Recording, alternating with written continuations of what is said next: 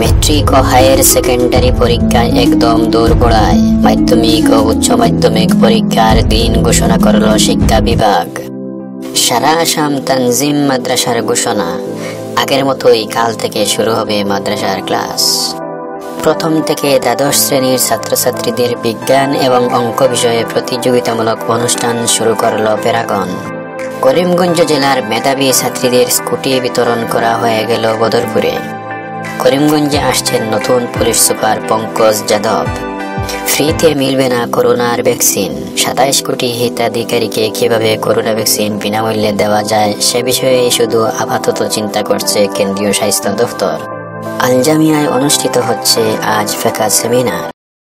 শুনছিলেন সংবাদ শিরোনাম, এবারে শুনুন বিস্তারিত। মেট্রিক ও হায়ার সেকেন্ডারি পরীক্ষায় একদম দোরগোড়ায়। মাধ্যমিক ও উচ্চ মাধ্যমিক পরীক্ষার দিন ঘোষণা করল শিক্ষা বিভাগ। আসামের শিক্ষামন্ত্রী হিমন্ত বিশ্ব শর্মা নিজের টুইটারের মাধ্যমে এবছরের মাধ্যমিক এবং উচ্চ মাধ্যমিক পরীক্ষার দিনক্ষণ ঘোষণা করেছেন। চলিত 2021 সালের মেট্রিক ও হায়ার সেকেন্ডারি পরীক্ষা অনুষ্ঠিত হবে আগামী মে মাসে। শিক্ষামন্ত্রী জানিয়েছেন, আগামী মে মাসের 11 তারিখ থেকে শুরু হবে মেট্রিক পরীক্ষা এবং পরদিন অর্থাৎ 12 মে থেকে শুরু হবে হায়ার সেকেন্ডারি অর্থাৎ উচ্চ মাধ্যমিকের ফাইনাল পরীক্ষা। বিস্তারিত রুটিন শীঘ্রই ঘোষণা করবে শিক্ষা দফতর। শিক্ষামন্ত্রী নিজের টুইটারের মাধ্যমে আরো জানিয়েছেন, আসন্ন জুলাই মাসের 7 তারিখ প্রকাশিত হবে মেট্রিকের ফলাফল এবং উচ্চতর মাধ্যমিকের ফলাফল 30 জুলাই প্রকাশ করা হবে বলে জানিয়েছেন তিনি। শিক্ষা বিভাগের ওয়েবসাইটে এই ফলাফল জানা যাবে। করোনার মৌসুম কাটিয়ে ওঠার পর থেকেই শিক্ষামন্ত্রীর ঘোষণা পেয়ে গোটা রাজ্যের মাধ্যমিক এবং উচ্চ মাধ্যমিক সকল ছাত্রছাত্রীদেরকে এখন থেকে জোর কদমে পড়াশোনায় মনোনিবেশ করতে হবে।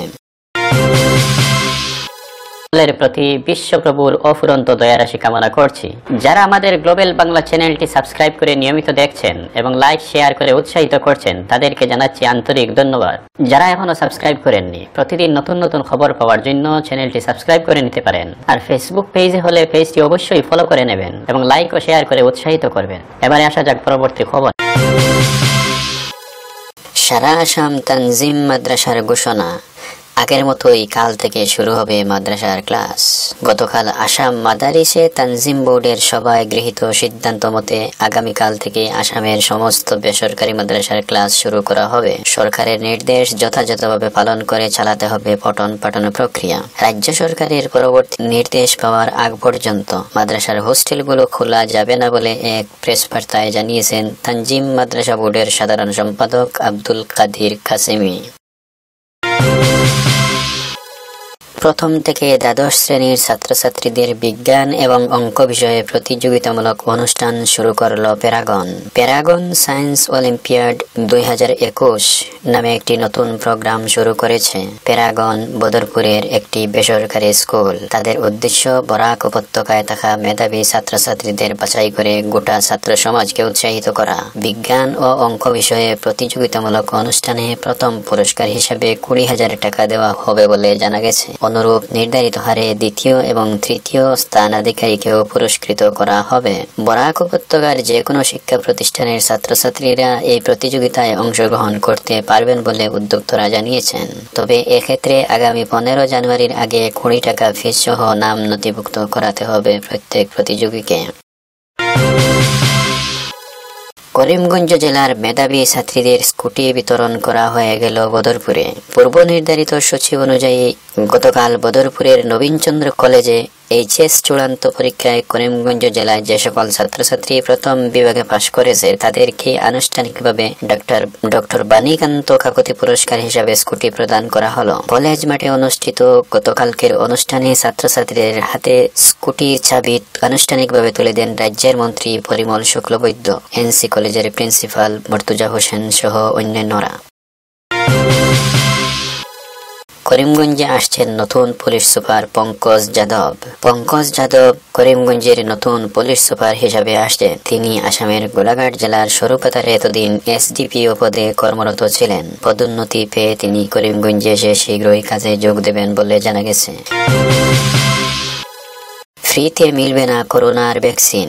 27 কোটি হিতাধিকারীকে কিভাবে করোনা ভ্যাকসিন বিনামূল্যে দেওয়া যায় সে বিষয়ে শুধু আপাতত চিন্তা করছে কেন্দ্রীয় স্বাস্থ্য দপ্তর। করোনা ভ্যাকসিনের যখন পরীক্ষামূলক কাজ চলছিল ঠিক এই সময়ে কেন্দ্রীয় স্বাস্থ্যমন্ত্রী হর্ষবর্ধন ঘোষণা করেছিলেন দেশের সমস্ত জনগণকে বিনামূল্যে করোনা ভ্যাকসিন প্রদান করা হবে। কিন্তু পরবর্তীতে কেন্দ্রীয় মন্ত্রী এক স্পষ্টীকরণের মাধ্যমে জানিয়েছেন স্বাস্থ্য বিভাগ আপাতত 1 কোটি স্বাস্থ্যকর্মী এবং 2 কোটি ফ্রন্টলাইন ওয়ার্কারকে করোনা ভ্যাকসিন বিনামূল্যে প্রদান করবে এবং অবশিষ্ট 27 কোটি হিতাধিকারীকে কিভাবে বিনামূল্যে দেওয়া যায় সে বিষয়ে চলছে স্বাস্থ্য বিভাগের যাবতীয় চিন্তা চর্চা। আলজামিয়ায় অনুষ্ঠিত হচ্ছে আজ ফেকা সেমিনার। উত্তর পূর্ব ভারত এমারতে শরিয়া ও নদওয়াতুত তামিরের অধীনস্থ ফেকা কাউন্সিলের পরিচালনায় আজ এক ফেকা সেমিনার অনুষ্ঠিত হচ্ছে বদরপুরের আলজামিয়ায়। 3 জানুয়ারি আজ রবিবার এ সেমিনারে সভাপতিত্ব করবেন আমির শরীয়ত ইউসুফ আলী। সুপ্রিয় দর্শক শ্রোতা, এখনকার আয়োজন ছিল এতটুকুই। পরবর্তী সম্প্রচারে আবার দেখা হবে। ততক্ষণ ভালো থাকুন, সুস্থ থাকুন, নিরাপদে থাকুন এই কামনা করে এই ভিডিওটিতে একটি লাইক ও শেয়ার করবেন এই আশা রেখে এখানেই অনুমতি চাইছি।